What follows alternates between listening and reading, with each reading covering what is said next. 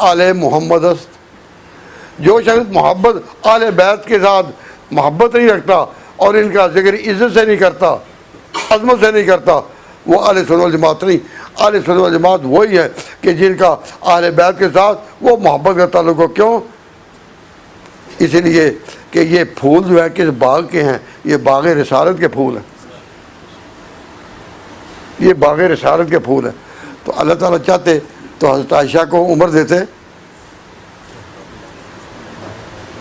کتنی؟ نصف صدی تک. لیکن اللہ تعالیٰ نے یہ کام لیا ام المومنین سے, حضرت عائشہ صدیقہ سے. تو ہم اس بات میں حق بجانب ہے کہ خدا کا فیصلہ اور اس کا انتخاب اور اس کی تکوین غلط نہیں. حضرت حسن بھی اوائل عمر میں شہید کر دیے گئے. ظالموں نے حسن اور حسین دونوں کو شہید کیا کس عمر میں؟ بڑی عمر نہیں تھی, ابھی بڑی عمر نہیں تھی, یہ شہید کر دیا اور کربلا کا واقعہ پیش آیا. تو اگر اللہ تعالیٰ کا منشا یہ ہوتا کہ دین پھیلے حضرت حسن اور حسین سے, تو ان کو بوڑھے ہونے تک, لمبی عمر تک اللہ تعالیٰ زندگی دیتے کہ وہ فاطمہ کی اولاد ہیں. لیکن ہم دیکھتے ہیں کہ لمبی عمر میں آگے بڑے بڑے کون ہیں؟ ابو ہریرہ. ابو ہریرہ نبی پاک کے رشتہ دار نہیں, لیکن حضور کی امانتوں کے وارث ہیں, آپ کی حدیثوں کے حافظ ہیں, اور امت کا پہلا شیخ الحدیث سب سے بڑا وہ یہی ہے, حضرت ابو ہریرہ. اب حضور نے کعبہ کا کوئی درجہ ہے, بڑا درجہ ہے, تو کعبہ کے اوپر قدم رکھنے کا کسی کو حق ہے. لیکن حضور نے اذان کے لیے جب بلال کو کعبہ پر چڑھایا, تو وہ کعبہ پر اس وقت چڑھانے کے لیے حضرت حسن کو تجویز نہیں کر سکتے تھے. تو نبی کی شان کیا کہ کعبہ کی پکار کس کے لیے؟ مسلمانوں کے لیے. اور اس کے لیے حضرت بلال کو کعبہ کی چھت پر بھی چڑھا دیا. پھر آپ کی امت کی وسعتیں, امت کی راحتیں اور امت کی کلفتیں اور امت کی محنتیں, یہ ساری کی ساری اس طرح ہوئی. آج اس وقت آپ بتائیں کہ حضور کے دین کے اور حضور کے مشن کو لے کر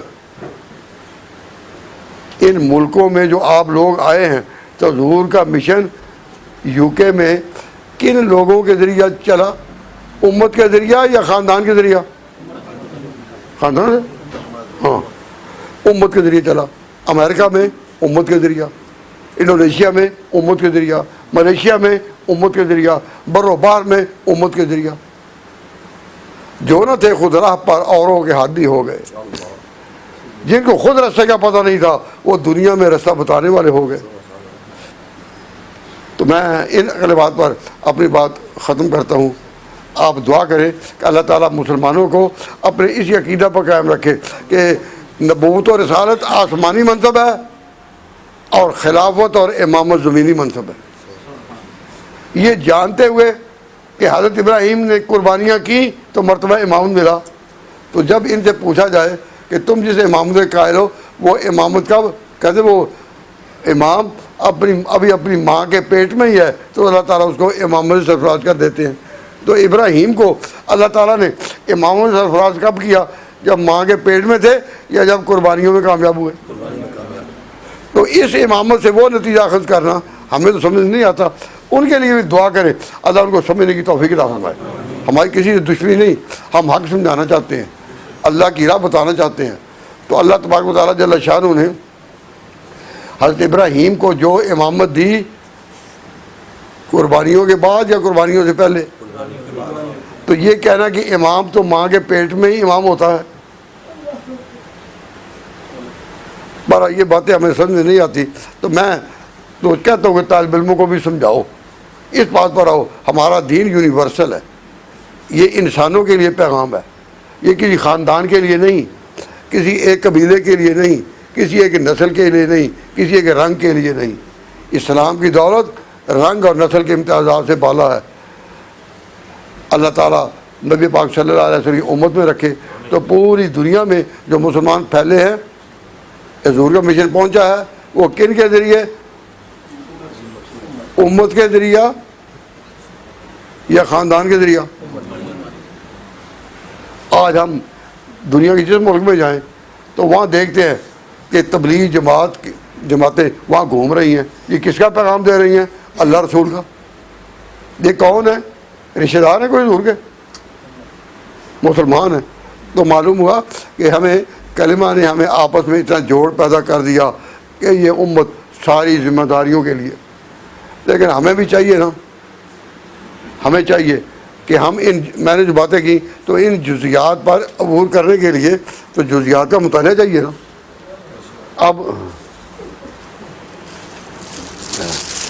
یہ ایک کتاب ہے، میں نے ان حضرات سے کہا تھا کہ کم از کم جب مدینہ مسجد آئیں تو 5 سیٹ تو ہوں جب کتابوں کا اعلان کیا جائے، تو لایا ایک ہی، یہ ختم ہو گئی ہیں۔ تو میں اس وقت عرض کرتا ہوں کہ یہ 4 کتابیں کیا ہیں؟ یہ ہے حضرت ابو ہریرہ جو حدیث کے سب سے بڑے حافظ اس امت میں گزرے، ان پر یہ کتاب ہے حضرت ابو ہریرہ پر۔ اور یہ جو 3 کتابیں ہیں ان میں ایک حضرت ابوبکر پر اور 2 حضرت عمر پر۔ حضرت عمر کا دور خلافت جو کہ بڑا اہم ہے اسی 2 جلدوں میں۔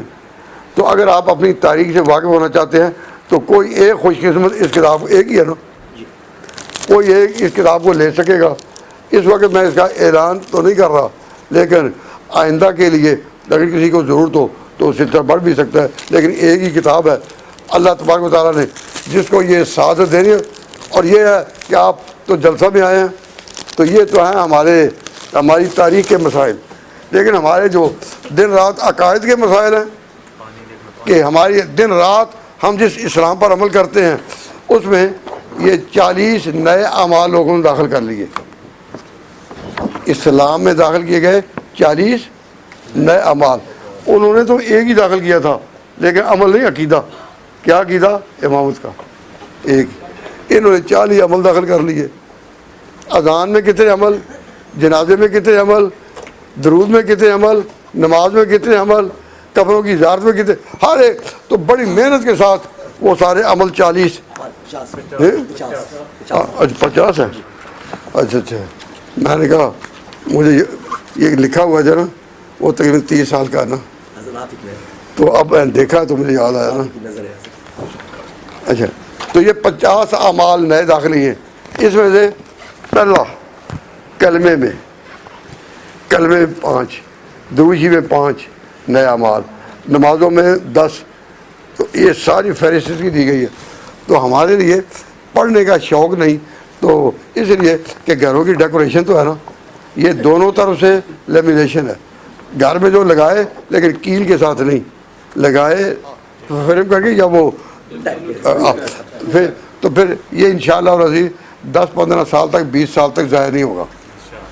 اور جب بھی فارغ ٹائم ہو پڑھیں، اگر مسجدوں میں لگے ہوں تو جب ابھی اذان ہوتی ہے، جماعت میں کوئی ٹائم ہوتا ہے تو بعض اوقات لوگ باتیں کرتے رہتے ہیں، تو باتیں کرنے کی نسبت اس کو پڑھنا زیادہ بہتر نہیں۔ تو اگر یہ کتاب ایک ہی ہے تو یہ 4-5 ہیں، تو اللہ تبارک و تعالیٰ جل شانہ قبولیت عطا فرمائے۔ تو اپنے عقیدے کی حفاظت کے لیے یہ عقیدہ رکھو کہ امامت انتظامی منصالہ ہے، آسمانی نہیں، اور اپنے روزمرہ کے اعمال کے لیے کہ سنت کے مطابق زندگی ہو اور مسجد بھی سنت کے مطابق چلے، بدعت کے ساتھ نہیں۔